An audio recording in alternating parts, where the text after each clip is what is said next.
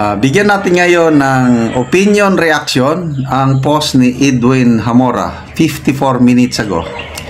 Tungkol ito kay Miss Eden Santos, sino ang susunod sa kanya na posibleng sibakin sa Palace Beat?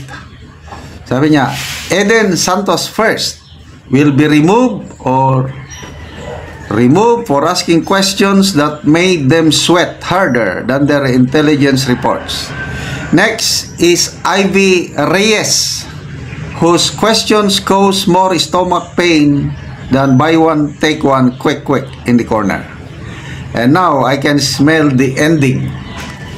PCO will just fax the questions, yes, fax like it's 1776. Then require journalists to read them in high-pitched tones, gaya ni Claire with emotional trauma voice overs. Mr. President, how are you coping? All the spoilers of the envious. Journalists must be trained. Mandatory dramatic monologue workshop for Malacanang press reporters. Press freedom? No. Press performance? Che.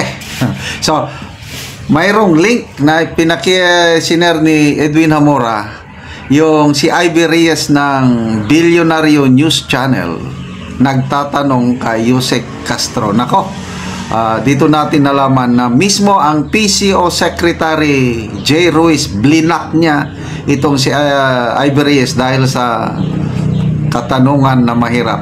Okay, punta natin yung ano. Yan po si Ivy Reyes. Black. Sabi ni Ivy, yung sabi ng boss mo, President, dapat ay open ang kanyang mga tauhan sa gobyerno sa mga puna at pagpapansin ng matao. Ngunit matigas ka kaya ginamit mo ang card na Mang Black. Okay, punta natin ang ano. Ivy Reyes, Billionaire. Okay. Hi, good morning. Sandali basahin ko muna ito. Post ni Joe Dennis Tiwa. Sabi niya, si Ivy Reyes ng Billionaire News ay blinak ni J. Ruiz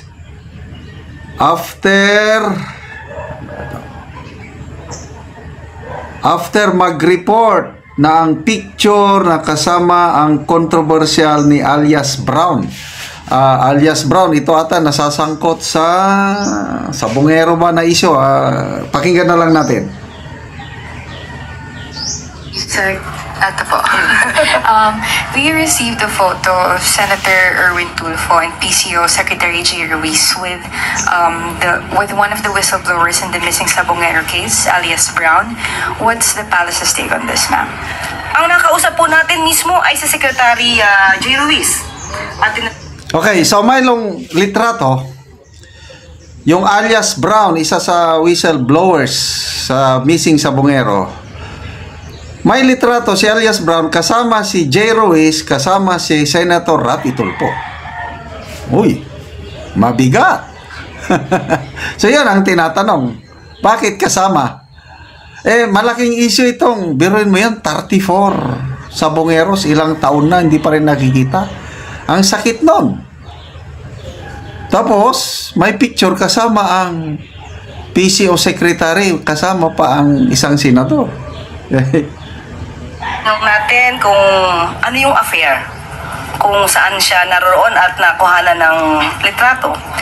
Ayon sa kanya, ito daw ay kaarawan ng isang social content creator, social media content creator.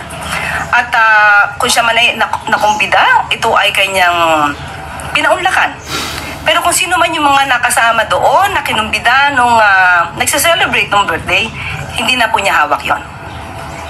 And ma'am, just a follow-up, we reached out to Sec J about this, and it appears that the secretary blocked me when I asked for clarifications about this. And we remember the president saying that his administration is open to dialogues and questions and even criticism. So what does the palace make of this situation, ma'am? For a while. Block o bluff? Blocked.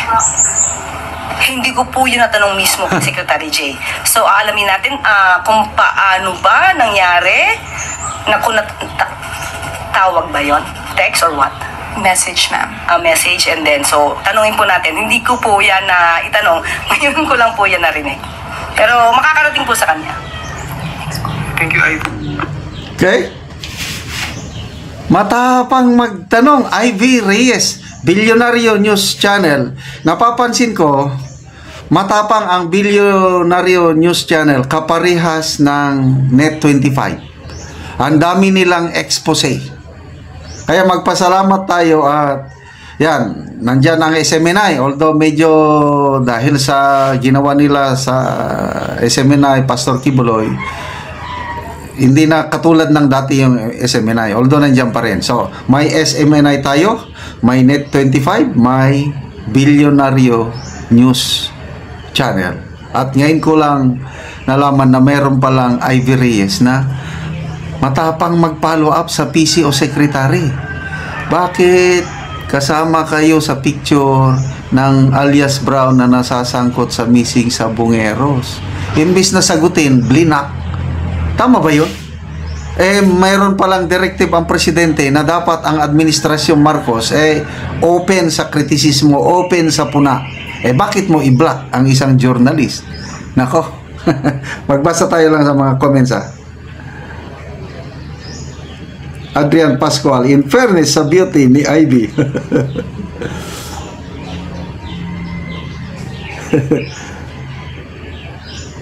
Mary Joy Roas, bakit ganyan magsalita si Auntie Claire? Parang siyo nga lang ang tono, parang elementary students ang mga kaharap.